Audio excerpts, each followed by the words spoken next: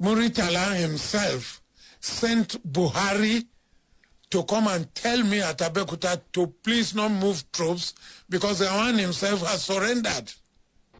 So on that very day of Dimka's coup, first of all, I took Dimka to Madrid for sports conference.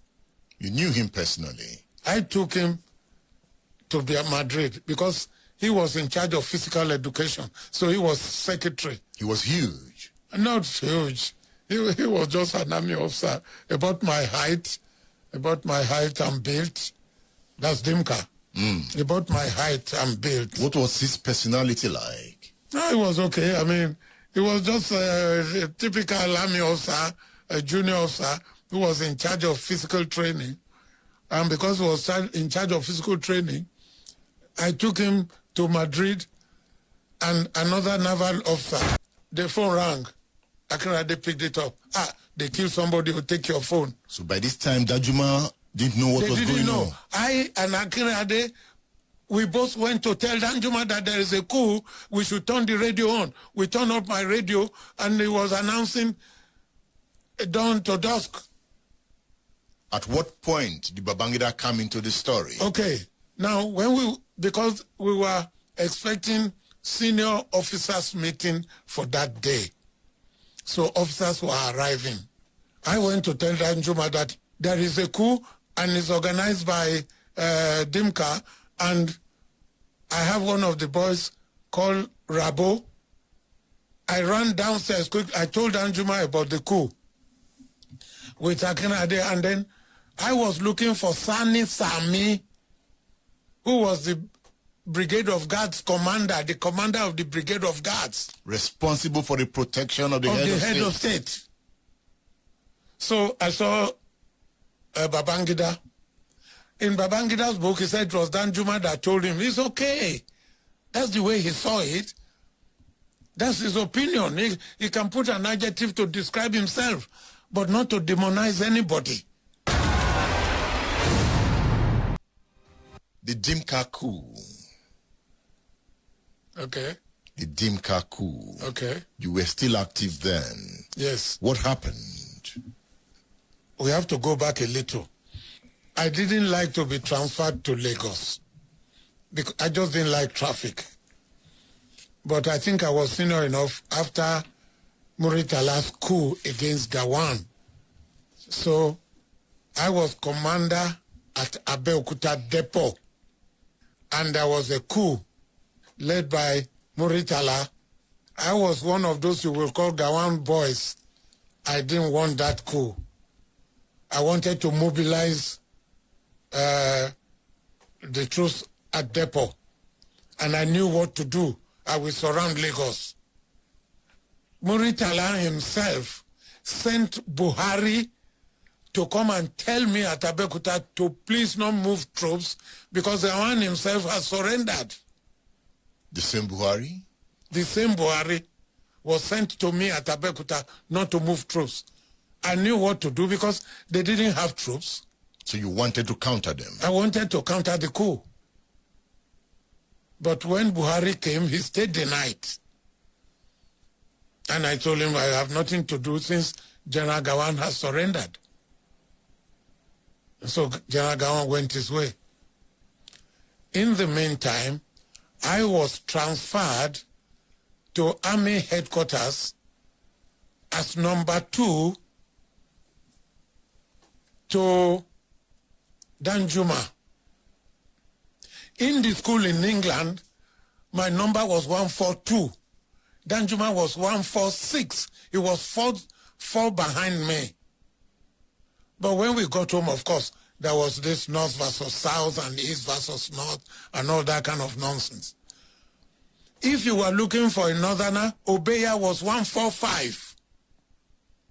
If you were looking for a Christian, Obeya was a Christian. But Danjuma had been with them in their various schools. So that qualified him. So he was the Chief of Army Staff? He was Chief of Army Staff. And I was made the Principal General Staff Officer. The Principal General Staff Officer, I was the second to be the PGSO. The first one was Shua, when you are senior and they're looking for posts for you, they will organize a post for you. And I took that post as the PGSO to coordinate the administration, the strategy, the tactics, and the quartermaster, the logistics with intelligence. Now, I went to meet Danjuma to say, the story is in this book. I went to meet Danjuma to say, look, I don't like Lagos. I would like a house by the waterside. And I would like to use a boat. Don't give me a staff car, give me a boat. They said they were not going to give me a boat, that even the Navy commander, Adelanwa, did not have a boat. Okay. So when I got home to my mother, then we were discussing what happened today, and I told them I needed a boat. My mother kind of listened and took my wife to a friend of mine called Mr. Charles Harding. He was the managing director of the First Bank. They taught me how to play golf with one man at Ibadan here called Roy Douglas Salt. He was the managing director of Caxton Press. They taught me how to play golf in Ibadan here. And so my mother went to this man and said, look, my son needs a boat. Where can she get a boat? Need a boat? The man said, well, let us call him. They said, no, I just want to buy a boat for him. They went to a Papa Boat Club. There was no boat. They went to Ikoyi Boat Club. There is a 6-sleeper, air-conditioned, with kitchen, with boys' quarter, with shower, Chris Craft boat. My mother paid for it.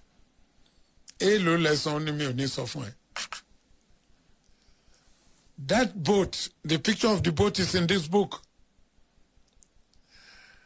I told Danjuma that, look, things are rosy now. When problem comes, in the military we should look ahead. When there is a problem of traffic or whatever, we will go by boat. He said no. So I started using boats from the house they gave me to Marine Jetty at the Army headquarters. 15 minutes.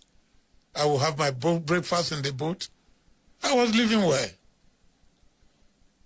And I will get to, while they were all sweating in the traffic, I would just go by boat, and I went by boat. So on that very day of Dimka's coup, first of all, I took Dimka to Madrid for sports conference. You knew him personally? I took him to be at Madrid because he was in charge of physical education. So he was secretary. He was huge. Not huge. He was just an army officer. About my height and build. That's Dimka.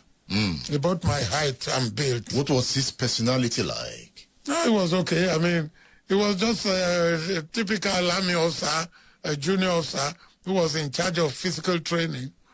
And because he was in charge of physical training, I took him to Madrid and another naval officer, HMB. Then we were 3 that went for the meeting in Madrid. The Argentina general. Pinochet? No, the general in charge of sports that came to Madrid with his team, he had a heart attack and died. So instead of staying 1 week, I think we stayed just 4 days. I told Dimka, because my mother liked pictures, I bought a camera in London. And Dimka liked it, and he helped me to load the film. I was taking the 3 of us from Nigeria, plus 3 from Ghana, General Sam, Edwin Sam. He led the Ghanaian team. So I was taking the 3 from Ghana plus the 3 of Nigeria. I took them to Chinese restaurant. Dimka loaded the film in the camera. and forgot the key, the camera in the taxi.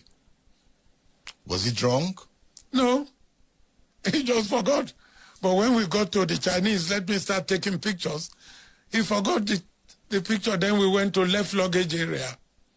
They couldn't find it. Nobody reported. It was a brand new camera, 1.2 Canon. How did you feel? They just advertised it. I was sad because I will have no picture to show my mother. Mommy's boy. And then Dimka said, oh, I will buy another one for you. Let's go. Did he buy? He didn't have the money to buy the new one. So why was he saying he would buy you a new one? Well, then he made his mouth. But finally, we couldn't find the picture. So I said, Dimka, from now on, don't come to my house. Don't talk to me. Just leave me quietly alone. When we get to the conference, everything will be okay. But the general from Argentina died, and so we had to come home. I went through Paris. I just went to see some friends, and we went to Lido and dance and all that, and then I went home. I didn't see Dimka for 1 week, so I sent his deputy, Oresoya. I think that's the name. So I told the deputy, I have not seen Dimka for 1 week. By Friday, if I fail to see Dimka, I'll put him under house arrest. I want the report of the meeting. By Friday, he was announcing dusk to dawn and down to dusk or not. Where were you when you heard that announcement? Good. You know, Babangida also makes the point that at that point in time, he felt the best option was to negotiate with Dimka I agree at the Radio Nigeria complex. There's no problem with that. Because they were civilians. But you must bring him. You must bring him. To bring him at that point would have been bloody because Dimka was armed. Okay. And he had his men armed. Was he not armed? He was armed too. And what will happen? Bloodshed. There will be bloodshed. But he they didn't had already killed the head of state. But he didn't want that. How will he? It's not his decision to want. He had to take an order. He had to take an order. But his decision paid off, didn't it? Which decision? There was no bloodshed. My friend, they had killed the head of state. They had killed his orderly. Because I've read stories about him during the war. Yes. Even the counter coup. Yes. Was he the leader of the counter coup? He was the initiator. He was the brain behind it. He was the brain behind it? 100%, yes. Not Gowon? No, not Gowon. Gowon couldn't stage a coup. Gowon couldn't stage a coup? No. How? Gowon is not a violent person. Not a violent person at all. And Gowon is not power hungry. He's not after power. And he didn't feel as enraged as average Hausa man or Fulani man about the coup or about the death of Saddam. Don't forget that also Hausas among those who staged that coup. You know, so Gowon was not a violent person. And the religious background of Gowon, he was a catechist son. Gowon was more of a preacher. Gowon was, I don't think throughout his military career he killed anybody. I stand to be corrected. Gowon was not a violent man. Never. But he knew about the coup. Of course. The counter. Oh, yes, he knew. Of course he knew. I mean, he was supposed to be, he was working with, he was chief of staff. He was working with Ironsi. He was working with Ogundipe. He knew them. He was aware. But Gowon is not the person that will pull the trigger. State Affairs with Edmondo Bilo is live.